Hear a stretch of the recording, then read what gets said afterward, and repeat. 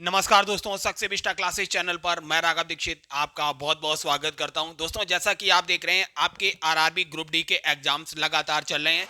इस चैनल पर दोस्तों मैं लगातार आपको आरआरबी ग्रुप डी के एनालिसिस करा रहा हूं। दोस्तों, आज के पेपर में तीनों शिफ्ट में जितने भी क्वेश्चंस आपके पूछे गए मेमोरी बेस्ड क्वेश्चंस हैं, ये इनका आज एनालिसिस करते हैं। आइए, पहला प्रश्न आपसे पूछा गया, वर्ग की प्रॉपर्टीज दी हुई थी, वर्ग के संबंध में कौन सा कथन सत्य है, ये पूछा था।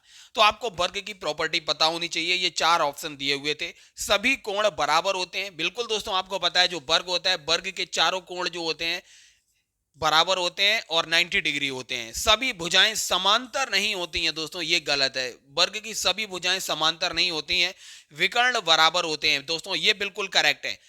वर्ग जो है, वर्ग के विकर्ण बिल्कुल बराबर होते हैं। सभी भुजाएं इसकी बराबर होती हैं, ये बात भी बिल्कुल करेक्ट है। वर्ग की जो है चारों भुजाएं दोस्तों बराबर होती हैं। याद रखिए, इसके चारों कोण 90 डिग्री होते हैं और इसके जो विकर्ण हैं ये भी एक दूसरे के बराबर होते हैं। ये तीन प्रॉपर्टी आपको याद होनी चाहिए थी, तब आप इस क्वेश्चन को इजीली हल कर सकते थे। इस तरीके से देखिए, ए, सी और डी कथन जो है बिल्कुल करेक्ट है।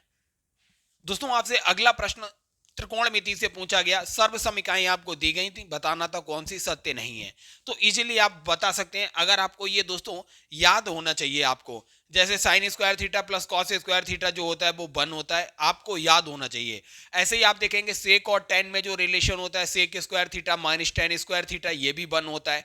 Cosec square theta minus cot square theta, ये भी 1 होता है। तो आपको ये तीनों रिलेशन याद होने चाहिए थे। वैसे आप हल कर सकते हैं, लेकिन याद होंगे तो आप बहुत आसानी से इसे टिक कर सकते हैं। जैसे आप देखेंगे कॉसेक स्क्वायर थीटा को 1 अपॉन साइन स्क्वायर थीटा लिख सकते हैं।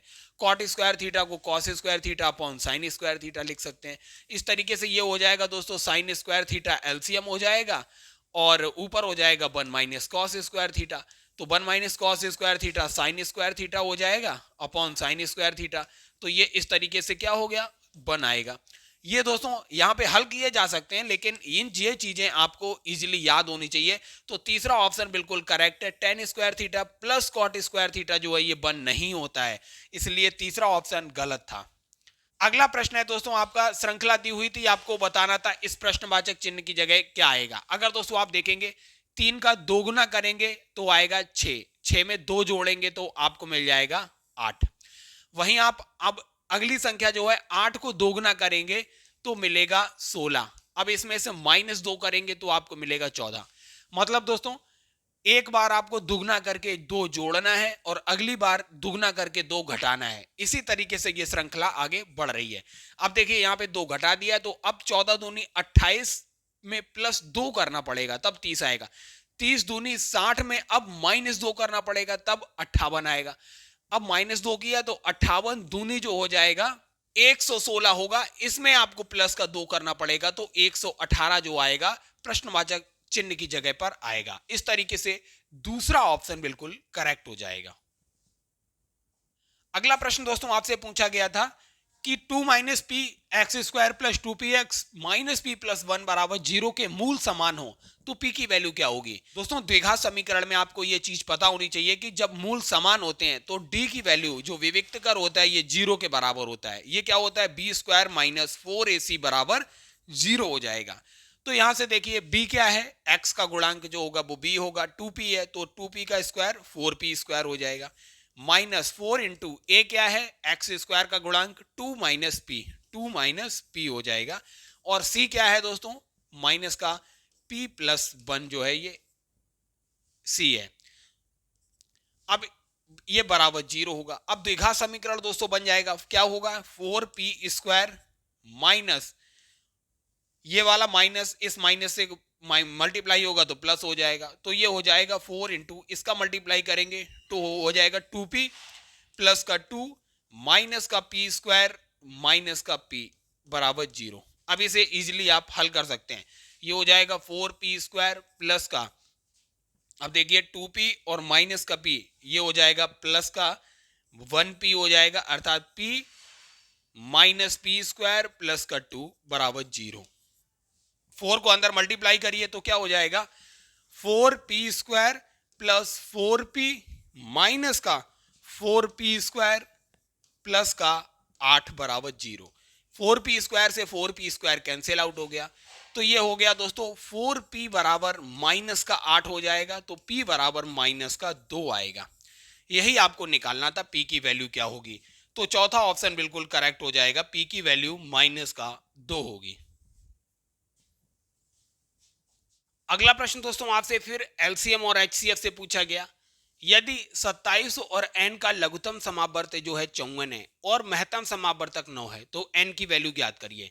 तो दोस्तों याद रखिए, जो दो संख्याएं इनका गुणनफल 27 गुणा n किसके बराबर हो जाएगा, एलसीएम और एचसीएफ के गुणनफल के बराबर हो जाएगा। तो n की वैल्यू इजीली मिल जाएगी, 54 गुणा 9 बटे 27, 27 दूनी 54, 2 निम 18, n की वैल्यू यहां से आपको 18 मिल गई। दूसरा ऑप्शन बिल्कुल करेक्ट है। अगला प्रश्न आपसे फिर एज से पूछा गया। मोहन की आयु रोहन की आयु की 150% है। सबसे पहले दोस्तों हम मान लेते हैं रोहन की आयु है x वर्ष, ठीक है। तो रोहन की आयु क्या है, x वर्ष है, ठीक है।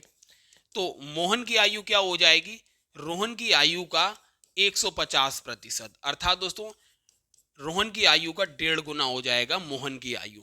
अब दूसरी कंडीशन में सोहन की आयु रोहन की आयु का 250% है, तो यहां से सोहन की आयु निकल के आ जाएगी x का 250% बराबर 2.5 गुना हो जाएगा रोहन की आयु का, सोहन की आयु।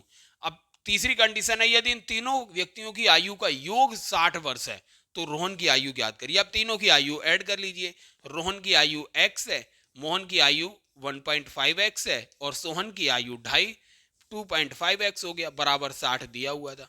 तो यहां से दोस्तों ये हो जाएगा 4 और 1 5x बराबर 60 हो गया। तो यहां से x की वैल्यू क्या निकलेगी, x की वैल्यू 60 बटे 5, तो ये निकलेगी 12। तो x की वैल्यू 12 निकल के आई। यही पूछा गया है, रोहन की आयु हमने x मानी थी और रोहन की आयु पूछी गई है। इस तरीके से दोस्तों चौथा ऑप्शन इसका बिल्कुल करेक्ट हो जाएगा। अगला प्रश्न आपसे पूछा गया, 5 सेंटीमीटर लंबाई, 10 सेंटीमीटर चौड़ाई और 15 सेंटीमीटर ऊंचाई वाला एक बॉक्स बनाने के लिए आवश्यक प्लास्टिक शीट का क्षेत्रफल ज्ञात करना है। तो दोस्तों आपको टोटल प्लास्टिक का एरिया निकालना था। किस तरीके से निकलेगा, तो सारी फलक का क्षेत्रफल आपको निकाल के ऐड करना है। आपको 15 सेंटीमीटर ऊंचाई दी गई है और 5 सेंटीमीटर जो है वो लंबाई दी गई है और वहीं पे 10 सेंटीमीटर जो है वो आपको चौड़ाई दी गई है। तो बस हर फलक का आपको एरिया निकाल लेना है। तो सबसे पहले देखिए, हम इस वाले फलक का एरिया निकालेंगे तो 15 का गुणा 5 से करेंगे तो आएगा 75। अब इसके जस्ट अपोजिट जो फलक है उसका भी एरिया 75 हो जाएगा, तो इसमें प्लस का 75 कर लीजिए। और अब देखिए इस वाले फलक का एरिया कैसे निकलेगा, 10 गुणा ये वाला 15, 15 धाम 150। जब इस फलक का एरिया 150 है तो इसके अपोजिट फलक का एरिया भी 150 होगा, वो भी ऐड करिए। अब टॉप वाले फलक का एरिया निकाल लीजिए। ये हो गया देखिए दोस्तों, ये हो गया 10 और ये हो गया 5, 5 धाम 50, तो 50। अब इसके अपोजिट जो नीचे वाला है उसका भी एरिया 50 होगा, 50। इन सबको ऐड करिए तो देखिए 75 और 75 ऐड करेंगे तो ये यहां से निकल के आएगा 150, ये हो जाएगा 300 और ये हो जाएगा 100। आप इसे इजीली निकालेंगे तो 550 सेंटीमीटर स्क्वायर निकल के आएगा। तो टोटल प्लास्टिक शीट जो है दोस्तों 550 सेंटीमीटर स्क्वायर चाहिए होगी। अगला प्रश्न आपसे पूछा गया, 3x² - 6x + 5 बराबर 0 के मूलों की प्रकृति क्या होगी। तो दोस्तों विविक्त कर इसका निकाल लीजिए, d की वैल्यू क्या होगी, d की वैल्यू होती है b² - 4ac।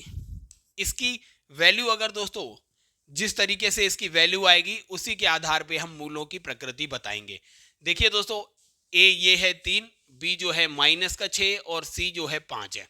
तो वैल्यू रखिए, तो ये वैल्यू हो जाएगी b² मतलब -6 का स्क्वायर 36 हो जाएगा, -4 गुणा a की वैल्यू 3 है और c की वैल्यू 5 है, तो ये आएगा 36 - 4, तो ये 12 पंजे 60। अर्थात दोस्तों देखिए 36 - 60 करेंगे तो माइनस का 24 आएगा। अर्थात दोस्तों जो विविक्त कर है इसकी वैल्यू माइनस आ रही है, मतलब लेस देन जो आ रही है 0 आ रही है। इस तरीके से दोस्तों कोई भी मूल इसमें वास्तविक नहीं होगा, अर्थात दोस्तों सारे मूल जो हैं अवास्तविक होंगे। चौथा ऑप्शन बिल्कुल करेक्ट होगा।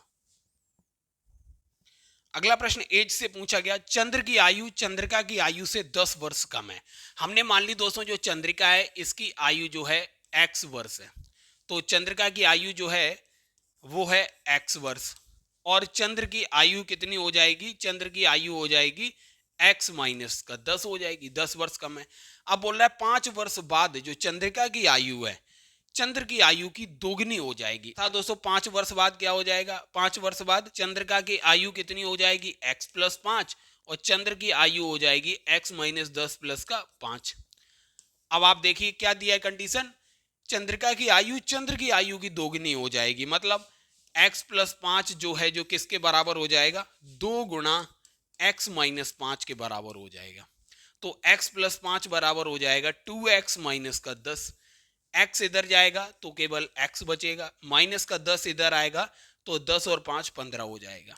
मतलब यहां से दोस्तों आपको चंद्रिका की आयु मिल गई 15 वर्ष, और पूछ क्या रहा है चंद्रिका की वर्तमान आयु क्या होगी, तो 15 वर्ष, यही पूछा था। दूसरा ऑप्शन करेक्ट होगा।